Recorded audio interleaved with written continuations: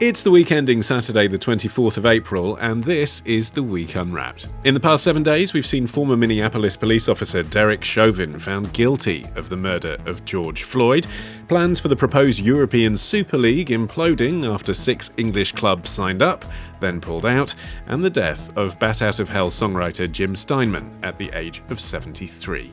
But we're here to bring you some stories that passed under the radar this week. Big news, not making headlines right now, but with repercussions for all our lives. I'm Olly Mann.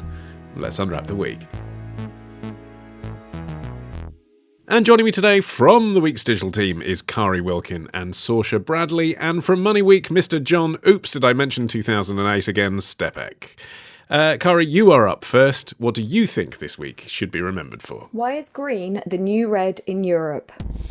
Greens have selected Annalena Baerbock as their chancellor candidate. This is a 41-year-old party that's never really had a legitimate shot at winning the race, and now it does. Their polling has been exceptional. They're edging out the CDU, CSU almost at the same levels, and depending on what poll you watch, they could be even eclipsing the ruling party or the ruling half of the current coalition. So Annalena Baerbock has been selected as the chancellor for the Greens. Bloomberg reporting on Monday as Germany's Green Party chooses their candidate for chancellor.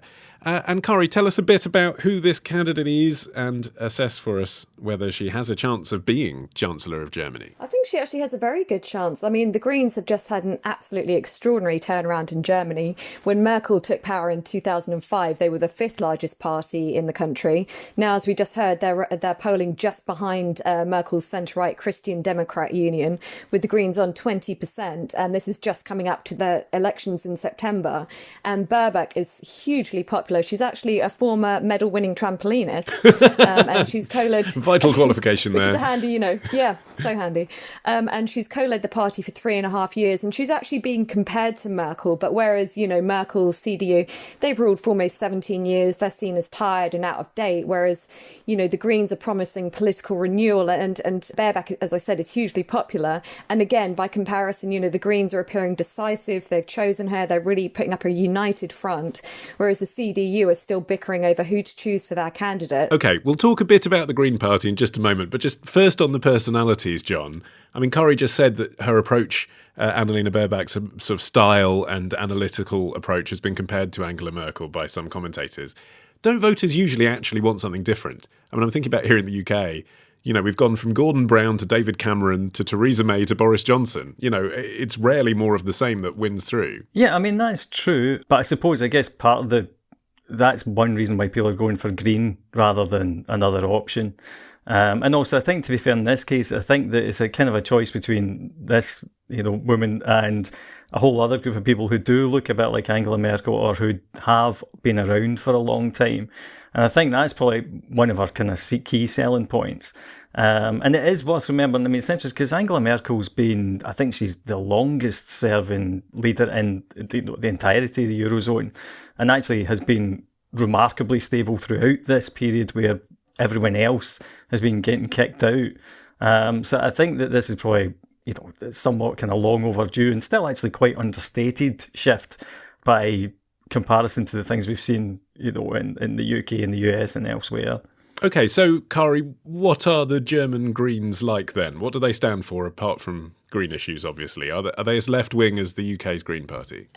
No, they're actually far more pragmatic, and I think that's a big reason for their popularity. In comparison to the UK Greens, the UK Greens don't really have any reason to be pragmatic because of our two-party system. They can't get into any top level of government, whereas in a coalition, the Greens have made themselves, they've shown they can compromise in coalitions of different colours and govern a major industrial state, and they're taking over from the centre-left, but at the same time offering, obviously a platform that, along with championing green issues, of course, it's pro-growth and pro-markets and pro-NATO and actually tough on China and Russia. So they can really appeal across the board. In fact, the co-leader of the Greens alongside Baerbock, his name is Robert Habeck, and he's said, you can vote for us whether you're an old lady or a punk in Berlin. And I think that really sums up just how wide their appeal is. Yeah, tough on Russia, but they are calling to cancel the controversial Nord Stream 2 pipeline, which goes from Russia through the Baltic Sea. That's something Merkel's government has strongly defended, isn't it? And would impact Germany's bottom line. Yeah, but again, I think they do have to sort of stand apart, and they do still need to stand by their green goals. And again, I think there are so many reasons for their emergence in Germany. And a part of that is the emerging base of young voters who are inspired by the likes of Greta Thunberg, and the environment is their number one issue. So they do still need to stand apart. You know, as you've said, she's been compared to Merkel. So you need to kind of strike that balance between enough continuity to not scare older voters, but enough to warrant this massive change. This isn't totally new, though, is it, Sorcha? Because we have seen the Green Party as part of a coalition in Germany before, but it's not just Germany that's seeing this renaissance in green parties, is it? Yeah, we're seeing a bit of a green wave across Europe, I think. You know, the Greens have had governing coalitions in Austria, Belgium, Sweden, Finland, Ireland, and they've had victories in France in regional elections and in the European Parliament. I think kind of what we're seeing is probably a professionalisation of the Green parties. Like, these are parties who are out for power now. They're not just campaigning parties anymore, and they're taking a very different approach. I think that's perfectly exemplified in you know, the German Green Party. They're very, very different from what they were giving the public after the Cold War. You know, they've professionalized themselves. They've taken on a much more flexible approach. They're not willing to just partner with left-wing governments, but people all across the board. They've also softened their stances on you know, a number of issues to do with climate change while maintaining their core values, but also kind of taken on pragmatic financial policies as well, like in Germany, for example, relaxing the debt brake. So that would enable Germany to raise more money for kind of the public markets and things like that. So we're seeing, especially in Germany, the Green Party positioning itself as a centrist party that kind of appeals much more greatly to middle-class voters, and therefore is just much more likely to be in a position of power, to be in a governing coalition. In countries like ours, though, John, where, as Kari said, the Green Party is unlikely ever to, frankly, you know, become the governing party, just because of the way that our democracy is set up, it's more likely, isn't it, that the mainstream parties pick up green policies? Because when people ultimately are voting, they're voting for security, economy, they're voting about immigration, the health system. Are they really putting green policies first and foremost in their minds? I mean, I think that's a really good point. I mean, one of the big issues in Europe, obviously, is that it's mostly coalition governments there. And actually, you know, for all that the Greens are doing well, really what's kind of happening is that the like Germany in a way is going to go into a period where the leadership is much trickier, because it is going to be a coalition almost certainly, whatever they end up with, and it's not going to be a coalition that's necessarily naturally aligned. And part of this drive is because the kind of traditional left-right divide that we had, you know, again sort of before the 2008 financial crisis, has broken up. It's, you know, people are thinking more about individual policies, and if you even look at what's happened to politics in Britain, the Conservatives can by no means be described as a small state, you know, political party anymore. They've swung back towards a kind of more paternal conservatism. And the same way with Labour. I mean, Labour clearly took a wildly different direction under Jeremy Corbyn from what it had been under Tony Blair. And again, it's trying to kind of, you know, pull back from the votes that it lost because of that under Keir Starmer. But it's this thing of the whole political landscape has been shaken up. So the Greens in other countries sort of offer an option that isn't traditional left or right.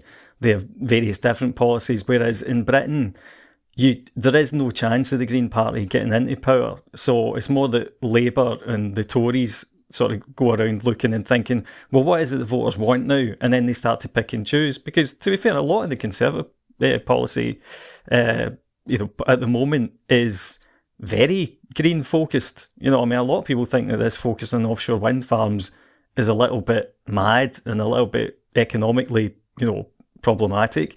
But at the same time, It's that is the Tories that are going for it. So you're right. I think the sort of green policies become a bit of a pick and mix selection box in this country, as opposed to being focused on one specific party. And rival parties in European countries that do have coalition systems, they'd be wise to follow that strategy as well if they want to keep the Greens out. There was a 2018 study by Oxford University researchers, and they analysed data on almost 350 parliamentary elections from 32 countries over 45 years, and found that the Greens really benefited when the major parties took an adversarial stance, as in the opposite one from the Greens. So that's a very good strategy if you're trying to keep the Greens out, if they do have a chance of power, is to basically, it's obvious really, but soak up their policies, and then that helps to see off that threat. I wonder whether COVID has had an impact, Sorcha. We've all been making more use of our local green spaces. Most of us spent a year doing far less travelling and holiday making than we might normally do. So green politics perhaps seems a bit more relevant to more people now than it has done in previous years. Yeah, I think that could be true. And I think people have been thinking a lot about, the different ways in which we can do things, not just in the UK, but around the world. And I think the pandemic has really brought that to light. And I think, there is space for kind of reimagining the systems which we kind of operate in. I think on just a wider scale, our lives have been turned upside down. So maybe change doesn't seem so scary now because we've done it, we've been there. Yeah. And although, as we were just discussing, it'd be almost impossible for a kind of significant green present in our parliamentary system. These are ideas that are gaining more and more traction with young people, with future voters.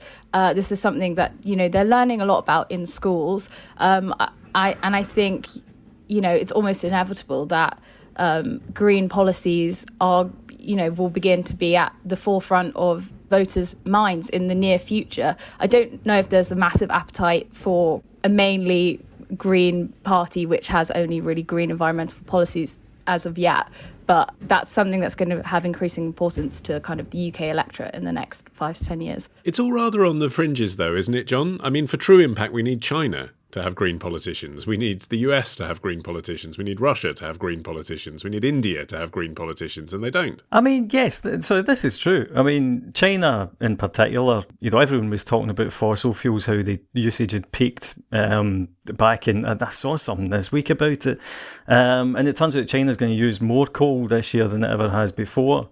This is a big issue. It's something that needs to be addressed. At the same time, the more that it happens in terms of countries picking up on green policies, and then also it's about, the fact is that green policies are becoming more economically possible. I mean, Tesla's the classic one. Tesla kind of made electric cars sexy, and now everyone's pursuing electrification. And to be fair, Joe Biden has got, the big push at the moment is for a green economic drive. And what I think's worth remembering is that it's politically convenient for governments to spend money, which is something they need to do, and do it under the guise of green new wave type policies. So we're coming out of COVID, we've had a massive economic shock, people are fed up generally. People want jobs, we want high-skilled stuff.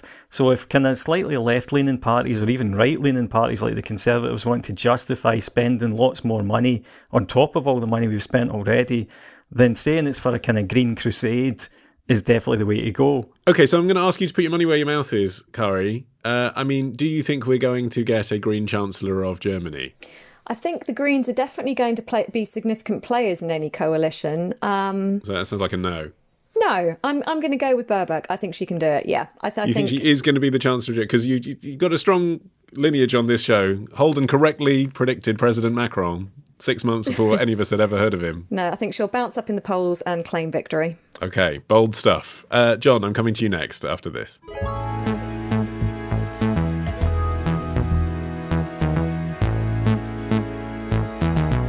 This podcast is brought to you by Aria Resorts Homes, providing sensational holiday homes and staycation investments.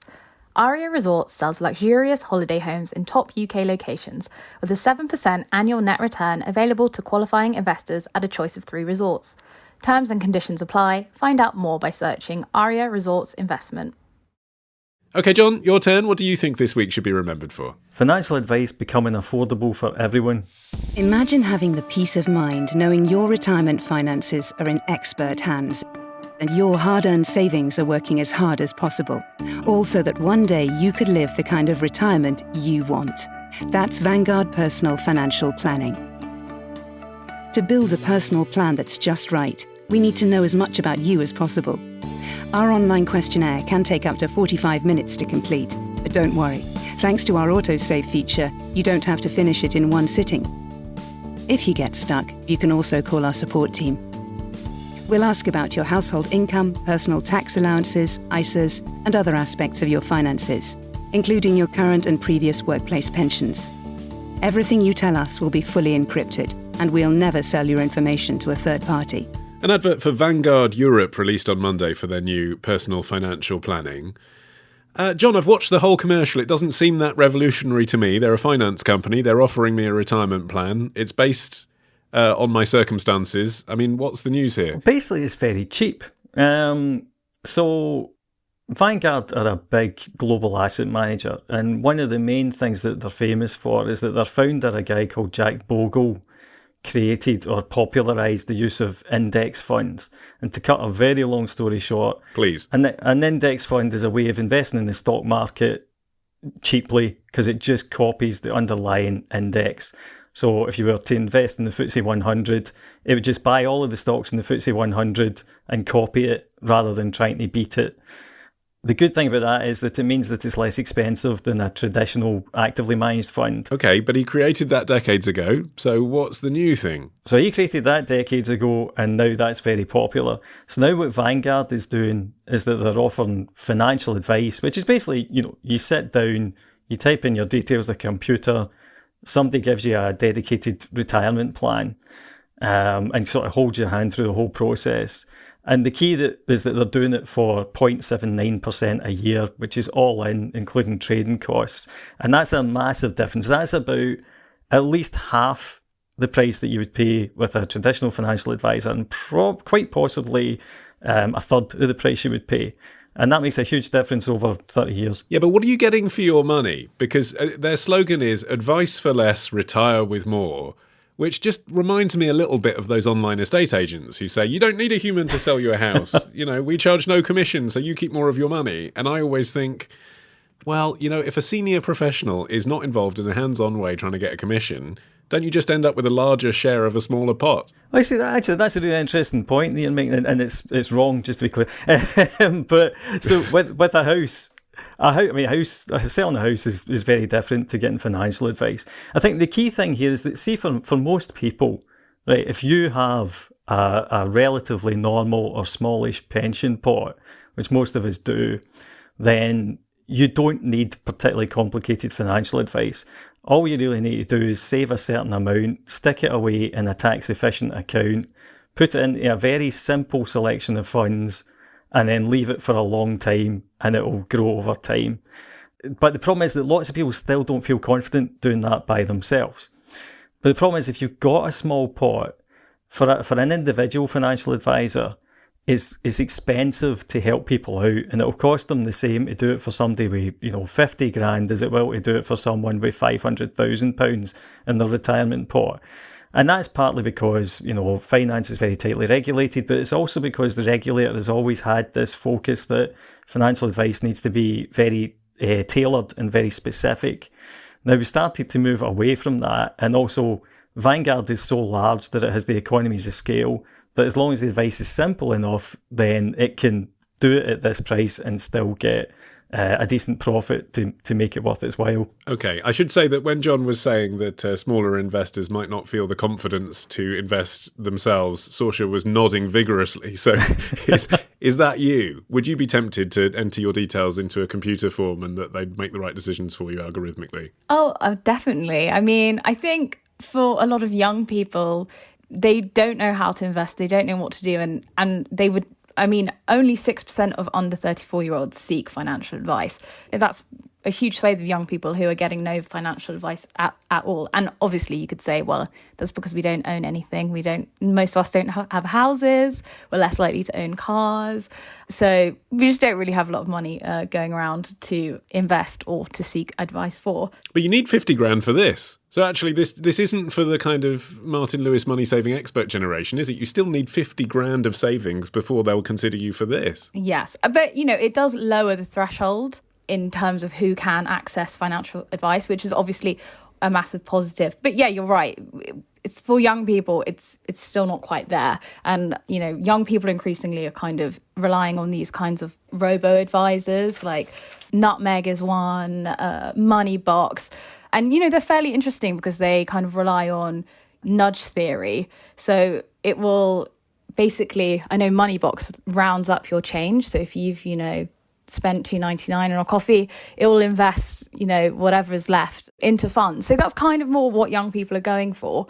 But of course, with these robo-advisors, you have to wonder if they are really a full solution to what young people need, because ultimately they rely on algorithms, and where your money is being invested is based on an algorithm rather than personalized advice. Also, Kari, this new Vanguard portfolio is just for your retirement. They can't talk to you about life insurance or inheritance tax, stuff that you would be talking to a financial advisor about. Oh, yeah, I think this is just a step in the right direction. It, as you say, it only deals with retirement portfolios, and they can only offer Vanguard products rather than products from across the market. But on the other hand, as John said, the needs of the people who've been priced out of the advice market until now are generally not complex. So Vanguard specialises in the kind of passive finds that an advisor would probably recommend anyway, but for far more money. And you could argue, yes, people could go themselves and just through Google and comparison sites find all this information, just take pot luck, no pun intended. But this is just the level of hand-holding that many people need to make that jump. And I think more importantly, what Vanguard are doing with this new service is just increasing transparency in the market. So it's the price of financial advice can still just be so confusing. What this service is doing, it's opening people's eyes up to just how much financial advice is costing them. And, you can compare the Vanguard service with those offered by different advisors to see what you're getting for that extra cost that the latter are choosing, if anything. And actually, Vanguard give an example of just how much more you are paying. So, for example, if you're paying if you've got a 250 grand portfolio growing at 5% a year over 30 years, you make an extra 275,000 plus by paying 0.79% rather than 2% annual fees. So it is a huge savings. So there does need to be some quite a lot offered to justify that extra cost. Now, I didn't think, John, that I paid my financial advisor anything, but then I read your article in Money Week about the history of this, and I realised that when I actually had that sit-down coffee with my financial advisor was pre-2012, when there was a big change in this stuff. So he was promising me I wasn't paying him anything, but there was a big but there, wasn't there? Yeah, this goes back to the history. So before 2012, if you went to a financial advisor, then you could get your advice for free, basically, or free at the point of contact. But the problem is that the financial advisors made their money by earning commission from the financial product providers. So if they put your money into a fund, for example, then the fund manager would give the financial advisor a kickback for doing that. Now, they swore blind at the time there was no conflict of interest in doing this. There was a lot of Yes, I remember that conversation. Yes, there was a lot of campaigning by the industry itself saying that this wasn't an issue. But the regulator and various campaigners, including Money Week, pointed out, well, actually, no, it's a massive conflict of interest. And you could see it because certain funds would pay more commission than others, because effectively the fund management industry was employing independent financial advisors, as a freelance sales force.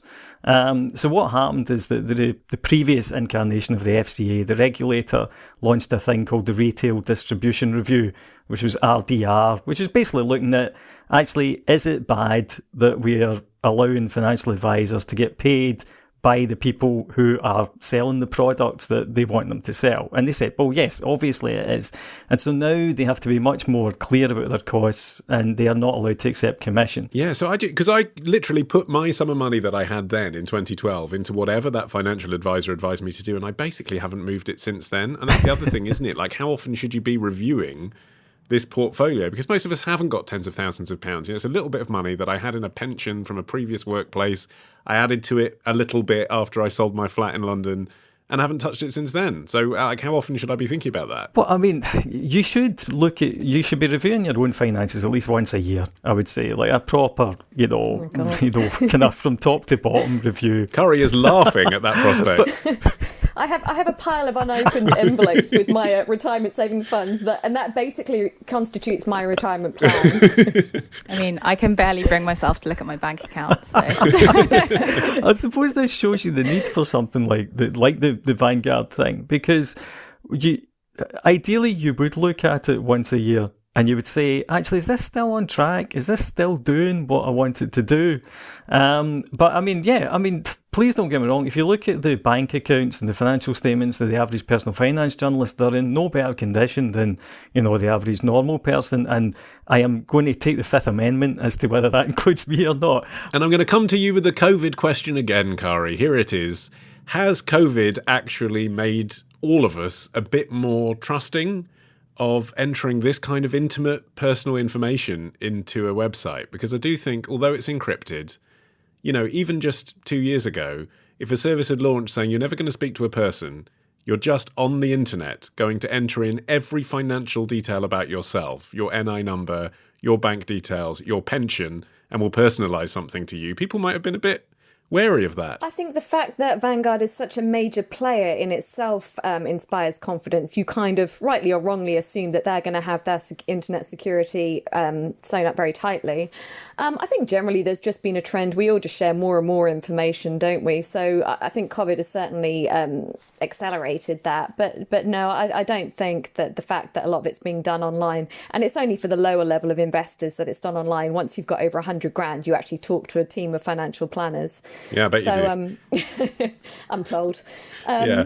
Somehow I reckon if you turned on with £1 million, John, you'd be quickly diverted away from the internet form. Well, actually, if you get $750,000, then you've a dedicated financial advisor.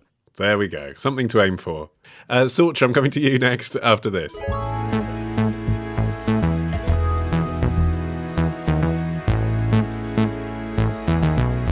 Oh, this is a good show, isn't it? I'll tell you what else is good, The Week magazine, which you'll definitely enjoy if you enjoy The Week Unwrapped. And if you try it now, you can take advantage of our limited time spring sale offer. Get your first 6 issues for free and then continue to save 57% on a print and digital subscription. 57%. Simply enter the promo code SPRING, that's SPRING, at theweek.co.uk/offer to start your free trial today. That's SPRING at theweek.co.uk/offer.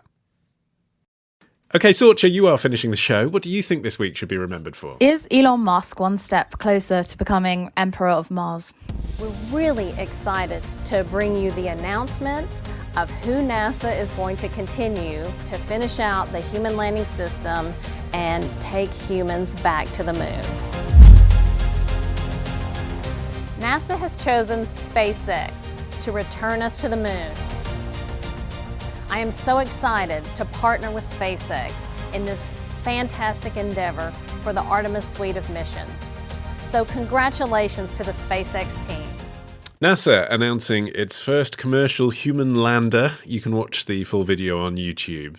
Sorcha, this is the Artemis project, which we've talked about on the show before, but what's happened this week? Yeah, so NASA has chosen Elon Musk's SpaceX to build the next generation of spacecraft that will land humans on the moon.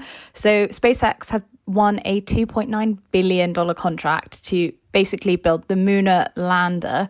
And, this is a return to the moon for the first time since 1972. But for that kind of money, $2.9 billion, NASA normally chooses multiple providers, don't they? Just in case something doesn't work out. Why haven't they done that this time? Yeah, so to go with one contractor is really unusual for NASA. They like to stimulate competition and also protect against setbacks by having multiple contractors on the payroll. So they already do this with their commercial cargo and cruise services to the International Space Station, and they use SpaceX and also Boeing to do that.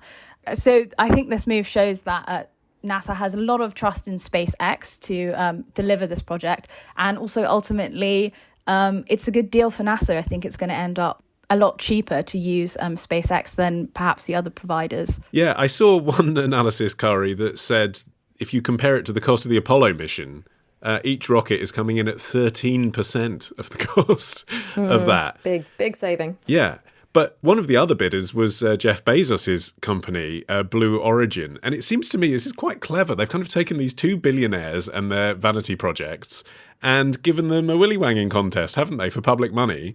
And as a result, you know, because of their fragile egos, because of the rampant testosterone flying around their startups, they have now managed to find a supplier who will make this much cheaper on the public purse. I mean, it's kind of brilliant. Oh, yeah, it's brilliant. And, you know, and NASA doesn't have much money to play with at the moment. The estimated total cost of Artemis is $86 billion by 2025, according to the latest figures. Yeah, what would Vanguard do with that, John?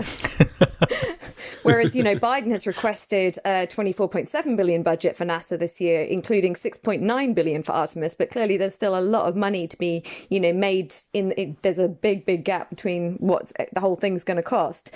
And the other corner, you've got Musk getting increasingly bullish. This all dovetails very nicely with his mission to get to Mars, because Artemis is ultimately preparation for a future mission to Mars. So it's a win-win. And, you know, just to show how bullish Musk is getting, he's actually recently set out plans to build a Texas city called Starbase around the SpaceX rocket production facility and launch site in Texas. So, you know, he really, this is a win-win for everyone. NASA gets a lunar lander at a fraction of the cost of what it would have been, and SpaceX basically gets independent access to the lunar surface. But we have yet to prove, John, whether the public at large care like they did in the 1960s. And, you know, and that's how we've discussed this on the show before, because there have been announcements that the first person of colour is going to be flying out there to the moon, that the first woman is going to be representing America.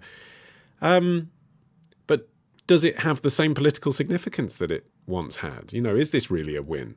I mean, I don't think the political significance is as great, although obviously it came at the time of the Cold War, and you could discuss that we're entering a bit of another Cold War at the moment with China, for example.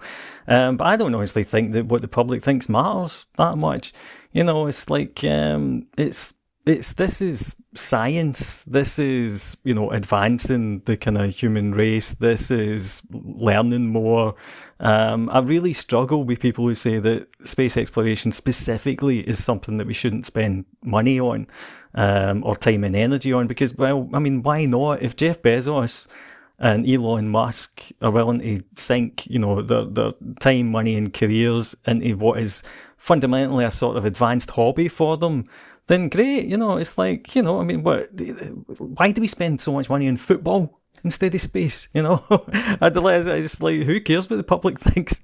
What drawbacks are there, Sorcha, do you think, by having private companies involved in space exploration? I think a private entity having access to kind of the lunar surface is basically unprecedented. This is something that's only really kind of preserved for governments usually. Acting on behalf of their people. I mean, that's the point, isn't it? Exactly. So rather than their shareholders. Exactly, yeah. So I think, you know, there's kind of all sorts of questions potentially of transparency, as there always is when private companies are involved, and also questions of objectives, like when governments want to land on the moon, I think we safely assume it's kind of for like the good of humanity, the good of mankind. That's kind of what we think of space endeavour as. And I'm not saying Elon Musk doesn't have those intentions, but... Well, no, you've already said he wants to colonise Mars. I mean, let's just talk a bit about that. What are his plans? Yeah, well, this has been kind of something that Elon Musk has thought about for a long time. And I think that's partly kind of maybe why NASA was also keen to go with SpaceX. One, it's quite a savvy PR move. You know, Elon Musk is a bit of a cult figure. But two, he's been planning projects to Mars since at least 2001. He wanted to invest his money from PayPal in a Mars Oasis project, which would kind of build sort of like a robotic greenhouse on Mars. You know, in the end, that didn't really come up. But what he came up with next was SpaceX. And, you know, this has been his long-term ambition. He wants to colonize Mars by 2050.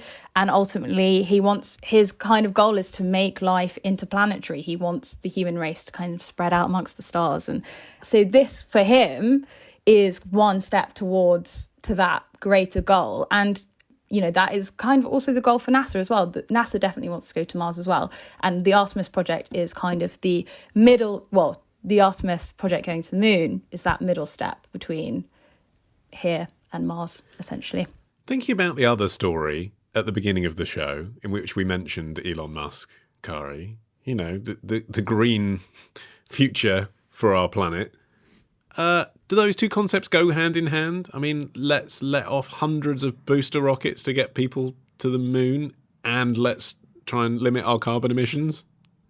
It's not an electric rocket, is it? Yeah, there's tensions there, and his whole sort of space ambitions have raised a lot of alarm bells. There's actually another story in the news this week. There's a row over his Starlink project, which is basically an internet satellite venture. Again, this is SpaceX, and critics saying that they're building a near monopoly that threatens space safety and the environment, because SpaceX is already authorized to send 12,000 satellites into orbit to beam super fast internet to every corner of the Earth. Great.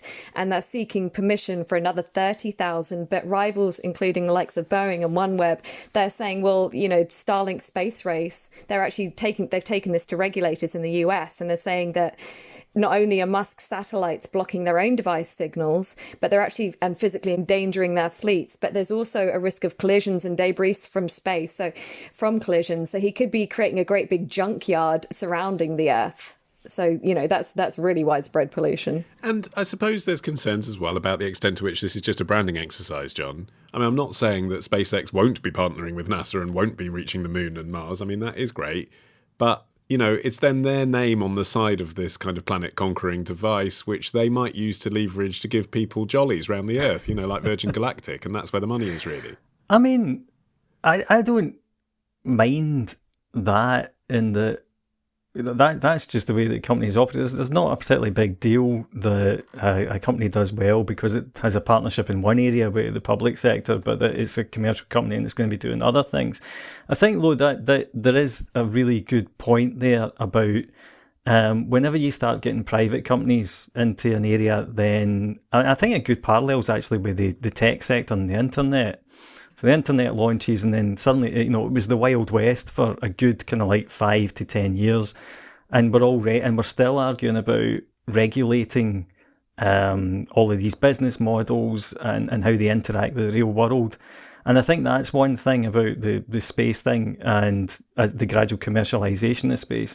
The kind of commercial operators will move faster than that governments can do to regulate it. And so that's one reason why we have space junk.